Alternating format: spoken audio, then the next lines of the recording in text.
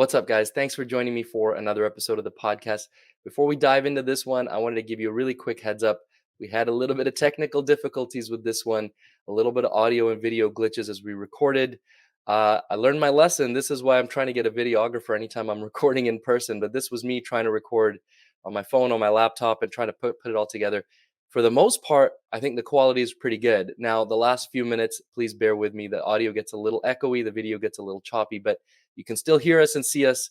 So bear with us. It's a great episode. It's a great interview with Dr. Kerry Salsberg and Dr. Steve Vargo from a little while back when they were in town here in Vancouver for the OSI Western Summit. And they kind of reviewed the two lectures that they had done and gave kind of the highlights of their lectures and the important takeaways for all of us. Whether you were there or not there, I think it's a nice little review of what they were talking about. And of course, they're two amazing people in the eye care industry that we can always learn from. So again, bear with me on the technical glitches. I think you're still going to be able to hear us just fine and see us if you're watching us on YouTube just fine. So hopefully enjoy it. And here's the episode. All right. Hello and welcome back to another episode of the 2020 podcast, Canada's #1 optometry podcast. Thank you so much, as always, for taking the time to join me here. And here, I've been saying this a lot in recent episodes. Here is different. If you're watching on YouTube, you're going to see that this is not in my home office with my usual backdrop here. You can hopefully read what it says on this banner, that we are here with the OSI group. We are at the Western Summit at the wonderful River Rock Hotel and Casino in Richmond, BC, just outside of Vancouver. And I am here with two amazing guests who have been on the podcast before, and I'm very fortunate to have them here again. I'll introduce them just in a second. Before I do that, I want to let you know that this is going to be the first in hopefully a long series of collaborative podcasts that we do, the 2020 podcast and the Academy of Ophthalmic Education. Mr. Ali Khan has been generous enough to create this collaboration and share his roster of amazing speakers, but also all these other resources that they have so we can share the knowledge and all the amazing information that the speakers provide with a wider audience. So I'm really grateful and really honored to have this collaborative series of podcasts. And again, the two guests that I have with me today, if you've been listening to the podcast for a while, you'll recognize their names and faces. Dr. Steve Vargo, who has been on the podcast a couple of times. And today, Steve was talking about patient communication and how to get that patient or even your staff or anybody else you're communicating with to the yes answer that we're all looking for.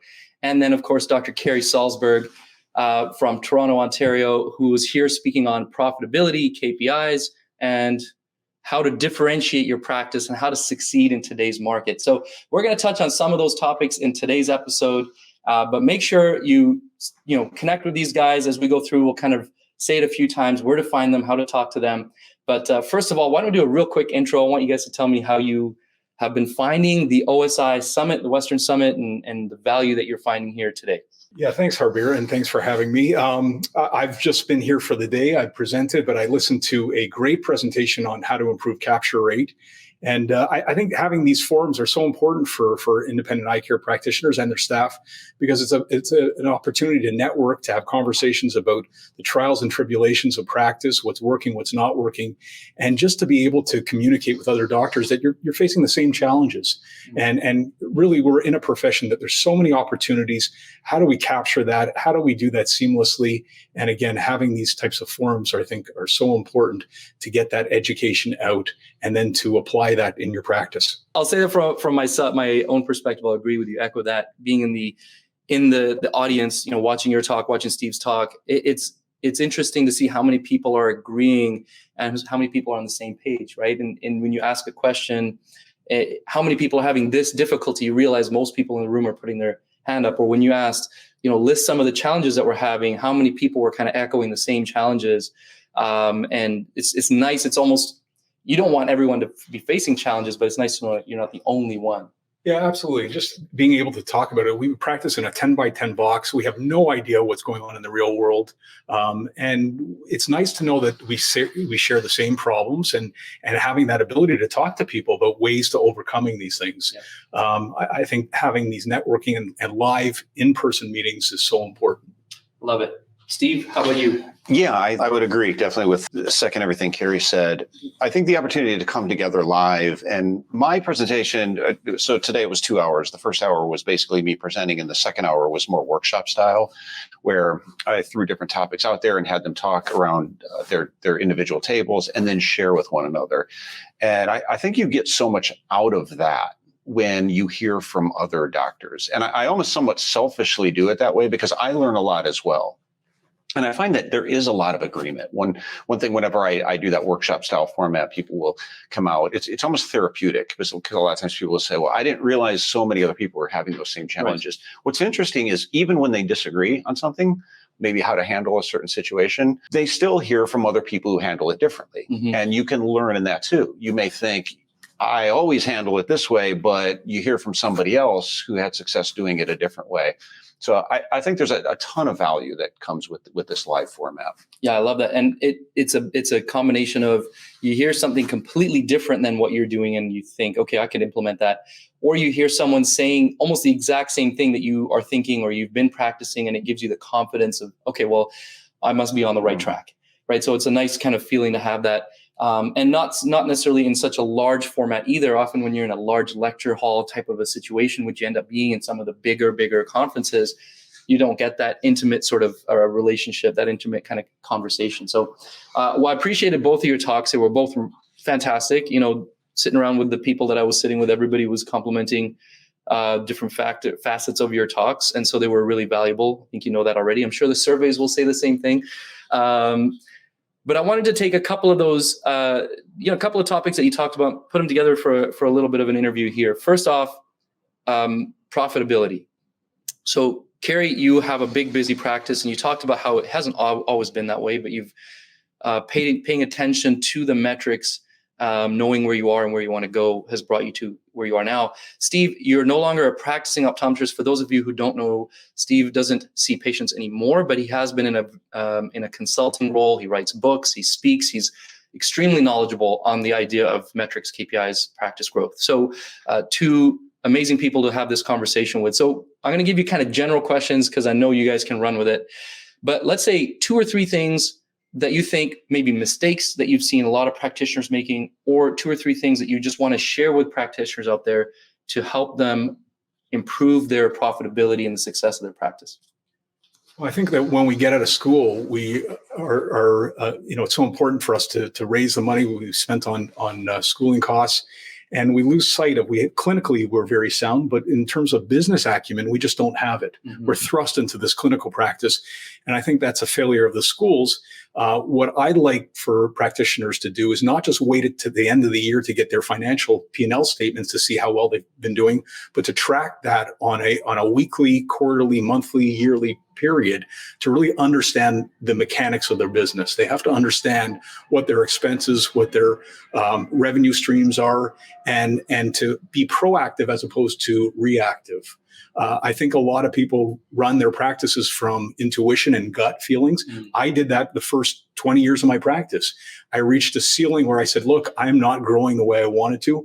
I don't know what I don't know. So I took the opportunity to join OSI and some US buying groups or US networking groups to really share ideas, to collaborate, to realize that I wasn't the only one that was having these problems, and they're solution-based. They're not problem-based. So here's the problem, here's the solution. But at the crux of the matter, it's you have to know your numbers. You have to know, are you running a profitable business? What can you take out as an owner? What your cost of goods should be, what your staff costs are. Until you know those things, you're just doing it based on feeling. And unfortunately, that doesn't always work to your advantage. You mentioned something in the talk, it may have worked in the past, and sometimes if you're doing it, it may work just by sheer luck. But the fact that there are so many competitors in the market who are basing all of their actions on these metrics, and they're doing it in an incredibly detailed way, with, maybe they have more powerful tools than we do, but they are doing it, and we're kind of hoping we just get there. There's no way we can really compete with that. I thought that was actually kind of an eye-opening, message that you portrayed today. You also shared a story right in the beginning about you going down to Texas. I wonder if you could give me the quick, short version of that. So we had a networking meeting in Dallas. I'd never been to Dallas, and my brother was turning 50. And we brought my brother's friend and my dad, who's also an optometrist, down to Texas to do the Southern hospitality way of life, which is eating barbecue, going to bull riding contests, and going skeet shooting. And so being a city boy who's never really shot a gun, we went to a Dallas range, and we said we'd like to shoot a shotgun. And she goes, "What kind of gauge?" And I said, "I don't know. Are there other gauges?" She goes, "You know what? I'm going to give you a 20 gauge shotgun," which I found out to be, kind of like the teenager shotgun, so you don't blow off your shoulder.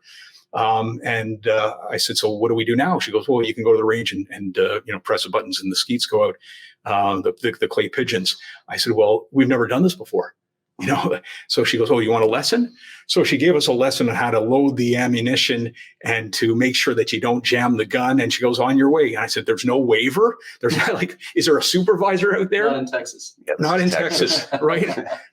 So no barriers to entry in that market.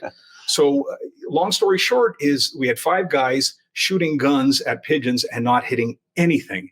And a guy comes down with a cowboy hat and a toothpick. He reminded me of the guy from Yellowstone, Rick Wheeler or whatever his name is. Yeah, Rip. And he says, "You boys need some help." And I said, "We certainly do." And he says, "Well, when you're shooting, I see that you're closing your eyes. You're shooting blindly, and you're also not tracking the target. So you got to continue with the gun." So just those 2 tips turned us from being complete amateurs to being, hitting 2 out of the 5 targets, and everybody was able to hit this target. So it just goes to show you a little bit of knowledge can get you a long way. Right. And, I think that there's a lot of similarities in optometric practice that we're also shooting blindly and not tracking our targets. So it's very important to benchmark, very important to look at our KPIs.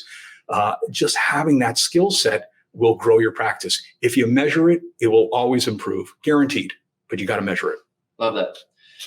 So how about in the same vein, same topic, if you could share, Steve, a couple of things things maybe you've seen, mistakes that people have made. If they correct those, it makes a profound difference in their business, or just a few pieces of advice that you'd like to share. Yeah, maybe we'll just build on the KPI aspect, because I'm sure Kerry will agree with this too. It's obviously it's very important to know your numbers and to be mindful of those, and that'll tell you areas you need to improve and where you're ranking relative to other practices.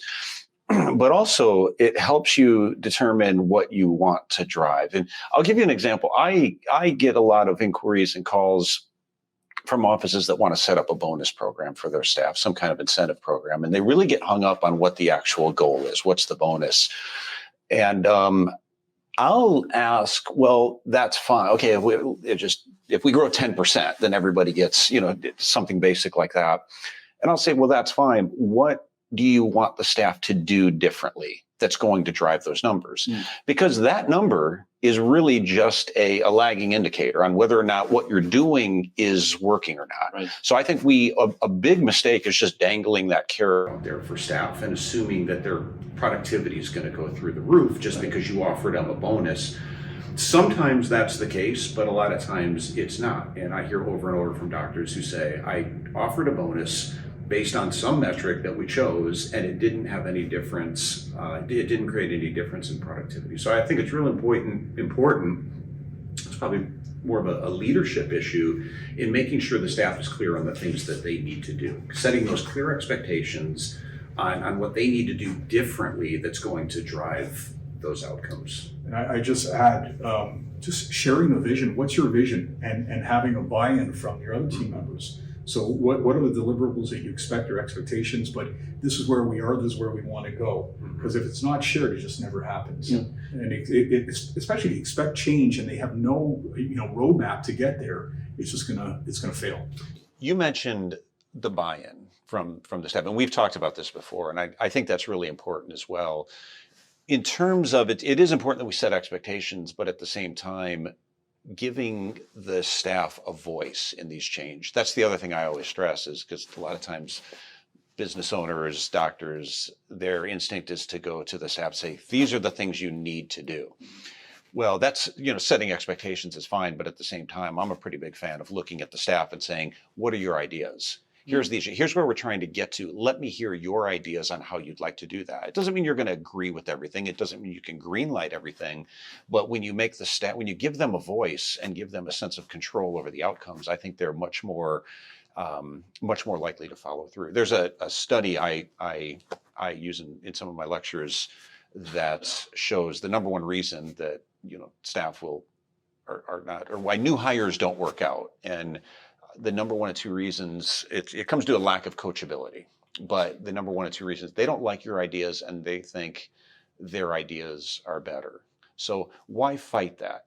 Why not just give them a voice in the process? But I think you'll find a lot more productivity, and they rise to the challenge a lot more when they feel like they have some sense of control over the outcomes. Right. At least they feel like they're being asked and they're involved in the process versus just being told.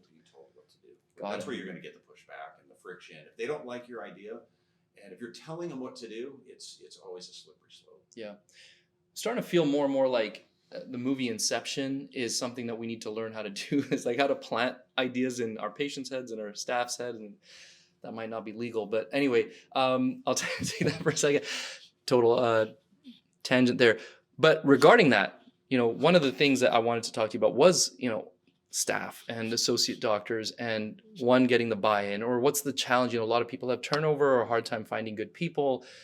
What's the importance of building a strong culture, and how do you go about that in terms of, you could talk about profitability, or you could just talk about people buying into what you kind of foresee or plan for your business? I think it's important just to, talk about your vision. Where do you see yourself now, and where do you see yourself going? I also think it's very important to be transparent. So in our office, we're very transparent about our P&L statement. All too often, staff see a big, practice making millions of dollars, and they think it's going to my pocket. I want them to be aware of X number of dollars going to the tissue paper and the pens and just to turn the lights on and the inventory. So I think having that transparency really gets a better understanding of what it takes to run a business. And, it's not all about just the top line revenue. You got to look at all your other expenses. In terms of associates, you got to make sure that they realize that it's really up to them to decide how much money they want to make. Associates sometimes get hung up on the percentage that they're going to make, but you don't bank percentage points, you bank dollars. And what I've tried to do in my practice is to create a blank canvas to give them all the things that they need, whether it's telephone staff, contact lens staff, equipment, inventory, everything's done for them so that they can generate the most that they can. But they have to empower themselves, and they have to have ownership of what they do in terms of their revenue generation. I think a lot of the time, associates nowadays, because they're in demand, they have expectations of making a certain amount of money. And young associates, I just don't feel are at that stage where they can generate. They have the clinical acumen or the business acumen to generate that kind of money. So I think it's important to train your staff, to train your associates the way you envision your practice to be. And if there's a buy-in, great. If there's not, maybe they're not the right fit for you. Gotcha. That's that openness, that transparency, that's probably uncomfortable for a lot of people, right? I would imagine, showing the P&L statement like that, like, here's where we spent all our money, here's where, how much we paid out generally to our ODs or our staff and all these kinds of things. Do you recall what your annual cost of toilet paper is? Our annual cost of toilet paper, no, our paper towel costs, I can tell you, is about $600. Toilet paper is now supplied by the building, so I don't take care of it. Yeah, but in terms of my rent, it's buried in there, and I'm probably paying 2 times more than I should. Yeah. That's why your rent is like $50,000 a month, right? Okay, Steve, you have a mic already. From your perspective, we talked about this just a couple of months back when you came on the podcast. We were talking about burnout at the time, but relevant to burnout was the importance of developing a strong culture. Feel free to share some of the same notes as we talked about there, but what about on the side of profitability, building the business? Why is having a strong culture important? It's very dangerous to not have a strong culture these days. In the marketplace that we're working in, as difficult as it is to hire and retain staff, I think you almost have to be mindful of the culture that you're building and creating a good culture that people are going to want to stay in those roles. Otherwise, there's a lot of opportunities out there. So, and we're seeing that more and more with high turnover in a lot of offices. We really can't. Kerry can't do it by himself. I mean, Kerry's really good at what he does, but he needs a team. And again, that comes back to leadership in terms of his ability and to a large degree, your manager's abilities. You know, when you start out cold, you have you and one other person, right? Maybe two, but eventually you have 7, 8, 10, 12, 20 employees. So at some point, management kicks in, but your ability to train a manager to deliver on all those things. Otherwise, all these business ideas and all the vision that you talk about becomes just ideas bouncing around in your head. You need to be able to translate that to the staff as well. And I'll just hit on the associate OD thing because that comes up a lot. I think that's really important. It's a frustration for a lot of doctors that are producing at a certain level, right? They have more skin in the game because it is their practice.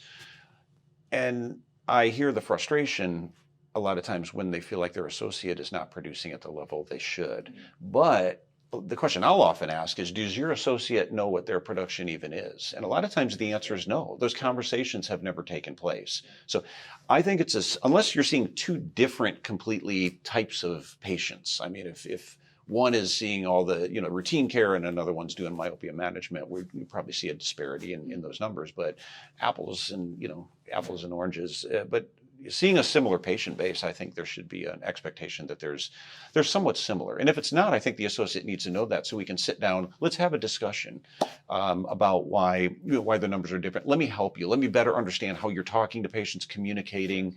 Maybe let me give you some feedback if I could on what I do that drives the production that I get, and let's try to close that gap. But I think it's an uncomfortable conversation for both sides sometimes. So I understand it needs to be approached delicately, but it does need to happen. Otherwise, you can't really fault your associate for not producing at a level if they don't even know what that level is.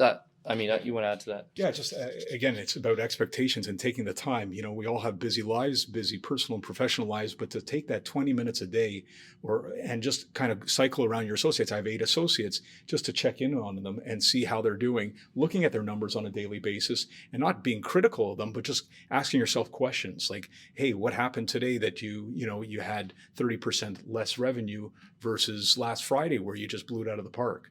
And to have that collaborative relationship where it's not about me telling you what to do, but it's like doing some fact finding, figuring out what's working, what's not. We had a doctor that had some family issues, and you could see it. It was reflected in their production, but we had an answer. We understood that because of this translated into this. All too often, doctors look at their associates at the end of the year and go, "Oh, you only produced this," without the reflection of what got you there.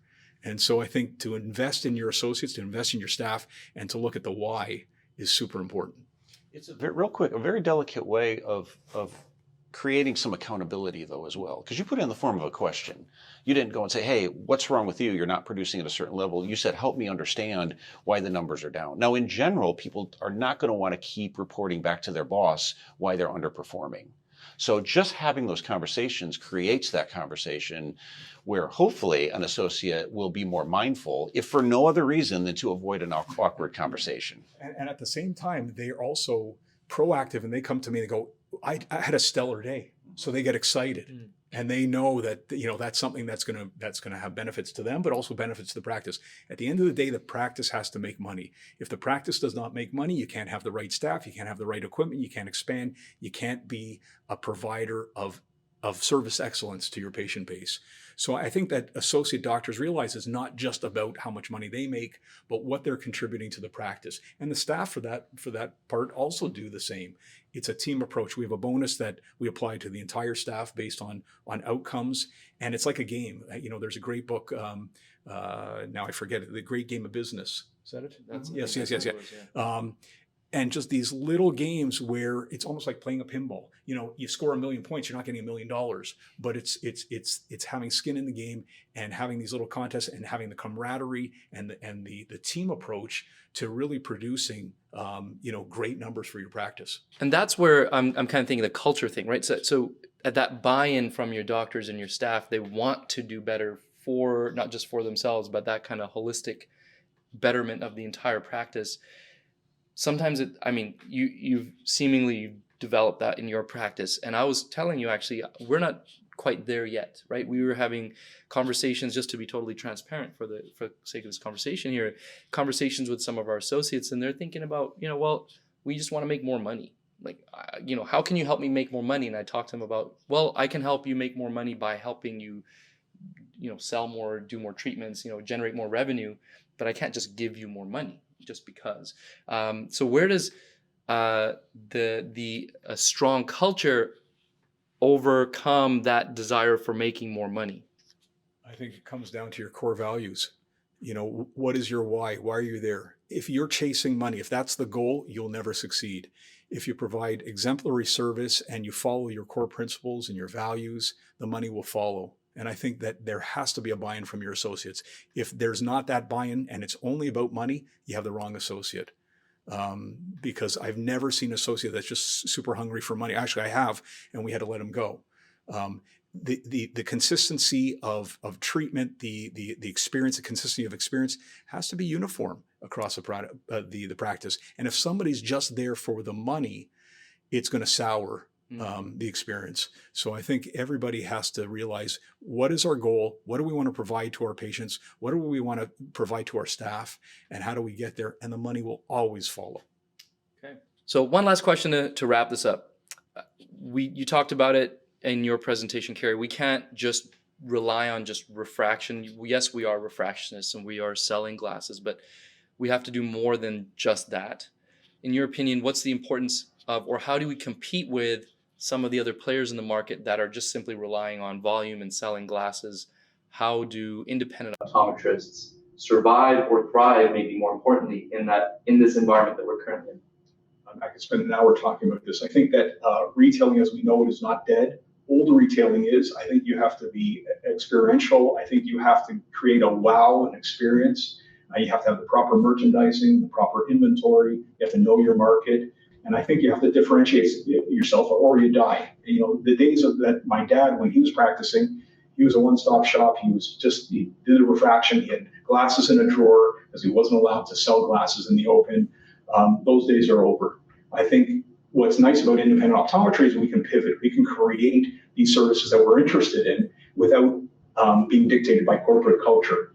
But it's our opportunity. I think we have to find those things. We have to create opportunities as opposed to being a victim and saying, oh, there's corporate optometry, there's online, there's an opportunity, huge opportunities. Never in the history of optometry have we had so many things that we can do. The world is our oyster. We just have to choose what is our why, basically. Yeah. I love the what you led with there. Retail is not dead. Old retail or boring retail is dead. And you said that in your presentation. That stuck with me because I'm thinking about my office. Now, our office is not old, and I don't think anybody would walk in there and think it was old, but it might not be exciting, right? The word boring, I'm afraid to say that. I don't think we're boring, but I think we're not far away enough from the word boring, right? It's a little, nice, right? But we need to walk in and have a wow, like in your place. So if you haven't seen Kerry's practice, Eyes on Shepherd, don't make the same mistake I did. It's spelled Shephard. You got it. Not shepherd like herding sheep. Eyes on Shepherd in Toronto. It is a true retail experience. I hope to actually set foot in there one day sometime soon. Steve, please, from your perspective, if you want to build on what Kerry said or in general, how do we survive, thrive in the future when there's a lot of the other corporate entities or other entities that are relying on simply refraction optical sales? I think just continuing to be innovative. I mean, fortunately, we really do live or work in an industry that has a lot of opportunities to differentiate yourself. And that can happen within retail. That's an interesting term, old retail. It's going to continue to change as well. And I think that's going to be very dangerous to people that don't make the changes that they need to make, but very exciting to those who do seek out and embrace those opportunities. One thing, the older I get, the more I realize that success is really it's a game of attrition. And it's a game of hanging in there and not giving up. Most people don't succeed because they just give up. So just stay with it. Make some mistakes, ride the ups and downs, keep pushing forward, keep learning, keep growing, keep taking risks. I think many ODs in this industry, they're just afraid to take risks. And I think sometimes the riskiest thing you can do is play it safe. You can almost guarantee that you're not going to get ahead when you do that. So I think the future is exciting. It's scary, I get it, but it's also exciting because I do think it's going to change a lot. And for the people that can embrace that. Otherwise, you're just going to be a dinosaur. So yes, take those chances. That every dollar that you put in your practice, will make you more of a return on investment than anything you can do outside of your practice, whether it's stock market, buying fancy cars, invest in your What practice. about Bitcoin? Absolutely not Bitcoin.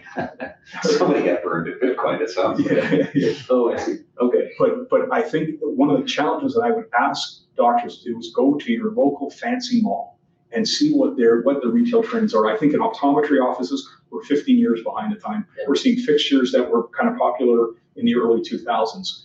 Go to a fancy mall, see how they're lighting up the store, seeing the merchandising. Less is more. They're not throwing 1,000 frames in your face. They're creating scarcity. They're creating, instead of a commodity, they're creating something that has value. And I think that it's in your backyard. Go to a retail store, find out how they're doing, and try to emulate that the best you can.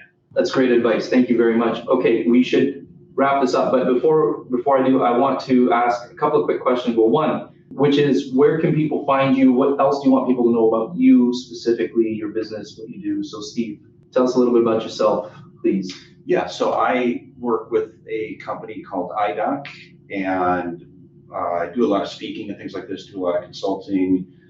You can find out more about me. I have a website, drstevevargo.com. If you mentioned the book, so I'll follow up. You can find them on Amazon and just search out there on the website too. So, but yeah, I love doing stuff like this, podcasts and the consulting. And you have your own podcast. I own a business, EYE. See what we did there? Yes. I own a business. I see it. You see it. Yeah, and this guy is a hero to me. I know I say this to you, but the amount of information, the content that you're producing in your book, I gave the example of my associate who was billing X number of dollars, read your book twice, maybe 3 times, took his dog out for a walk, listening to your podcast, and multiplied his revenue per day.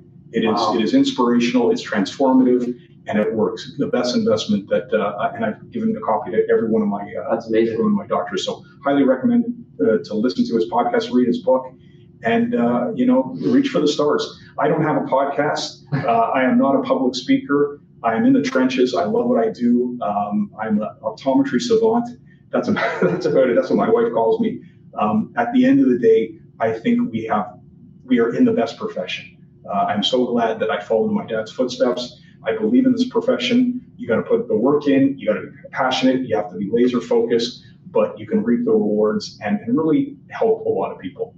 I love that. Thank you very much. Optometry savant. And I think, we get caught up in the fact that obviously I'm one of those people. I'm very present online, right? I'm doing a lot of social media and podcasts, all these things.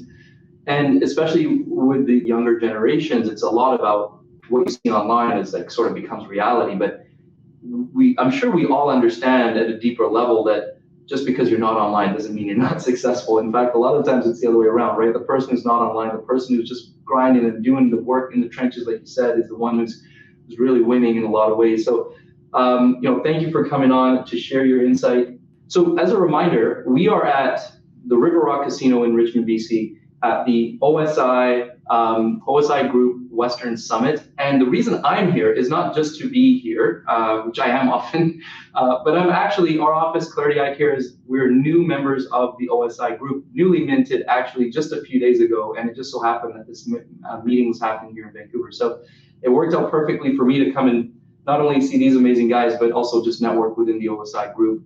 So also one more time to remind you that this is the first in a long series. I imagine it's going to be a long series of amazing episodes with amazing guests covering lots of amazing topics in this collaboration between the 2020 podcast and the Academy of Ophthalmic Education. I want to thank Mr. Ali Khan at AOE for helping me put this collaboration together, and I look forward to bringing out tons more content. Thank you as always for tuning into the 2020 podcast, Canada's #1 optometry podcast. I will see you guys again in the next episode.